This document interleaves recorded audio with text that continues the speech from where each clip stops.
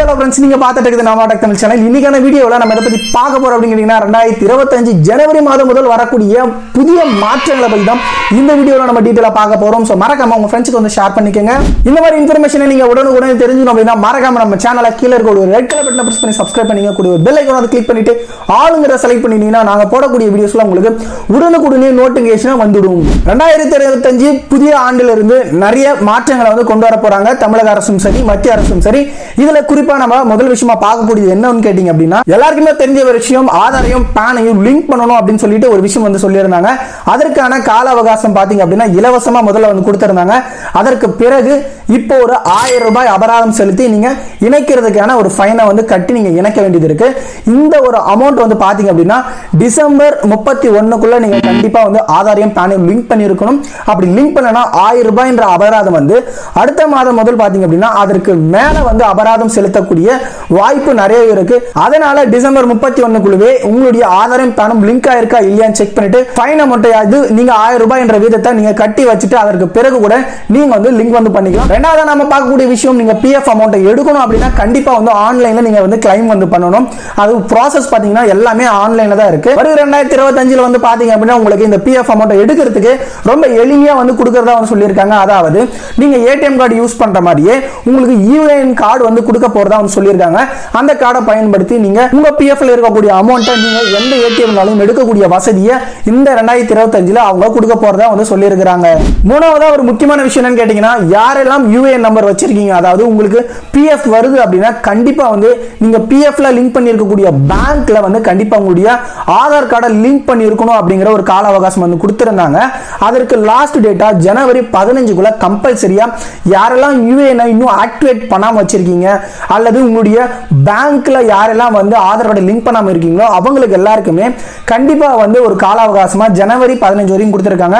அதற்கு பிறகு பாத்தீங்க அப்படின்னா உங்களுக்கு கண்டிப்பா வந்து இந்த ஒரு பிஎஃப்ல இஷ்யூ வரதுக்கு நிறைய வந்து வாய்ப்பு இருக்கு. அதெல்லாம் மறக்காம உங்களுடைய யூஏஎனையும் ஆக்டிவேட் பண்றதா இருக்கட்டும் அல்லது உங்களுடைய பேங்க் அக்கவுண்ட்ல மறக்காம இந்த ஒரு ஆதார் லிங்க் பண்ணிருங்க. கம்பல்சரியா ஆதார் லிங்க் பண்ணி இருக்கணும் அப்படிங்கிற ஒரு விஷயத்தை வந்து குறிப்பிட்டிருக்காங்க.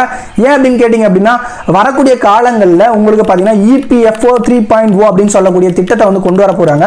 அதனால ஏடிஎம்ல உங்களுக்கு பணம் எடுக்கிறதா இருக்கட்டும் இந்த எல்லா விஷயமே நீங்க ஆதார லிங்க் பண்ணிருந்தீங்கன்னா அந்த ஆதார்ல இருக்கக்கூடிய பேங்க்குக்கு ஆட்டோமேட்டிக்கா எல்லா ப்ராசஸுமே நடந்துரும். அதற்காக தான் பேங்க் அக்கவுண்ட்ல உங்க ஆதார் கார்டை லிங்க் பண்ண சொல்லியிருக்காங்க. சோ மறக்காம யாரெல்லாம் பிஎஃப்ல என்ன அக்கவுண்ட் கொடுத்தீங்கன்னா அதுல வந்து ஆதார் கார்டு லிங்க் ஆயிருக்கா இல்லையா மறக்காம செக் வந்து பண்ணிக்கங்க. நாலாவதா பார்க்கக்கூடிய விஷயம் என்னன்னு பாத்தீங்கன்னா எல்லாருமே வந்து பான் கார்டு அப்படிங்கிற ஒரு விஷயம் வந்து எல்லாருக்கும் தெரிஞ்சிருக்கும். இப்போ வரக்கூடிய ஆண்டுல பாத்தீங்கன்னா உங்களுக்கு பான் 2.0 அப்படின்னு சொல்லக்கூடிய திட்டத்தை வந்து அறிமுகப்படுத்த போறாங்க. இப்போ இருக்கக்கூடிய பான் கார்டு டிசைனை சேஞ்ச் வந்து பண்ணி அதுல QR கோடவே கொண்ட ஒரு பான் கார்டை உங்களுக்கு நமக்கு வழங்க போறாங்கன்றத ஒரு விஷயத்தை வந்து சொல்லியிருக்காங்க.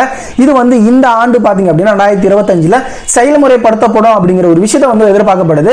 அதுல கண்டிப்பா இந்த ஒரு விஷயம் அடுத்த ஆண்டுல இருந்து கண்டிப்பா ஒரு மாற்றத்தை ஏற்படுத்தும் அப்படிங்கறத எதிர்பார்க்கலாம். அதனால இப்ப யூஸ் பண்ணக்கூடிய பான் கார்டு செல்லுபடி ஆகாதா அப்படின்னு கேட்டீங்கன்னா கண்டிப்பா அப்படி கிடையாது. இப்ப இருக்கக்கூடிய உங்களுடைய பான் கார்டு எப்பவுமே செல்லுபடி ஆகும். அதற்கு கூட உங்களுக்கு இப்ப வரக்கூடிய புது டிசைன் பான் கார்டு வேணும் அப்படின்னா நீங்க அதற்கு இலவசமாவே வந்து அப்ளை வந்து பண்ணி உங்களுக்கு வாங்கிக்க முடியும் அப்படிங்கறதும் சொல்லியிருக்காங்க. ஒருவேளை உங்களுக்கு கரெக்ஷன் இருந்தாலுமே அந்த டைம்ல நீங்க எளிமையா வந்து உங்களுக்கு இலவசமா மாத்திக்கலாம் அப்படிங்கிற விஷயத்தையும் வந்து கொடுத்திருக்காங்க. ஐந்தாவது நம்ம பார்க்கக்கூடிய விஷயம் என்னன்னு பாத்தீங்கன்னா அடுத்த மாதம் ஜனவரியில இருந்து ட்ராய் சொல்லியிருக்க விஷயத்தின்படி ரீசார்ஜ் திட்டம் எல்லாருக்குமே வந்து மாற போகுது. அதாவது நீங்க வந்து உங்களுக்கு டேட்டா பேக் இல்லாமயே உங்களுக்கு பாத்தீங்கன்னா ரீசார்ஜ் திட்டம் வழங்க போறாங்க. அதாவது கால் மற்றும் எஸ்எம்எஸ்க்கான தனியான ஒரு திட்டத்தை வந்து வழங்க போறாங்க. இது ஜியோ வோடாஃபோன் ஏர்டெல் எல்லா நிறுவனங்களுமே பாத்தீங்க அப்படின்னா ட்ராய் ஆனது இந்த ஒரு திட்டத்தை வந்து சொல்லியிருக்காங்க. இப்படி ஒரு விஷயத்தை வந்து அறிமுகப்படுத்தணும் அப்படிங்கிற ஒரு திட்டத்தை வந்து கொடுத்துருக்காங்க. அதனால அடுத்த மாதத்துல இருந்து ரீசார்ஜ் திட்டம் எல்லாமே வந்து மாற போகுது. அதனால கரெக்டா கேர்ஃபுல்லா உங்களுக்கு அடுத்த மாதத்துல இருந்து என்ன ரீசார்ஜ் பண்ணணுங்கிறத பார்த்து கரெக்டா வந்து பண்ணிக்கங்க. அடுத்ததான் நாம பார்க்கக்கூடியதுன்னு பாத்தீங்கன்னா ஜிஎஸ்டி. ஆல்ரெடி பாத்தீங்கன்னா நிறைய வந்து ஜிஎஸ்டி பத்தி பேசியிருக்கீங்க.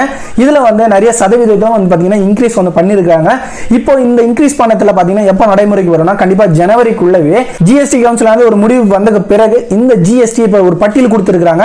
அதாவது 148 பொருட்களுக்கு ஜிஎஸ்டி வந்து உயர்த்த போறதா வந்து ஒரு அறிவிப்பு ஆல்ரெடி கொடுத்திருந்தாங்க. இது கண்டிப்பா வந்து பாத்தீங்கன்னா அதிகபட்சமா 35% வரைக்குமே ஜிஎஸ்டி அடுத்த மாதத்துல இருந்து இன்க்ரீஸ் ஆகிறதுக்கு நிறைய வந்து வாய்ப்பு இருக்கு. ஆல்ரெடி நமக்கு தெரியும் இந்த மாதிரி விஷயத்துக்கு பாத்தீங்க அப்படின்னா 28% இருந்து இது கண்டிப்பா 35% ஜிஎஸ்டி வந்து இன்க்ரீஸ் ஆக போகுது. அது தெளிவா வந்து தெரிஞ்சுக்கங்க. சோ फ्रेंड्स ஒருவேளை இந்த வீடியோல ஏதாச்சும் உங்களுக்கு மிஸ் பண்ணியிருந்தா அப்படின்னா மறக்காம கீழ கமெண்ட் செக்ஷன்ல கமெண்ட் பண்ணுங்க.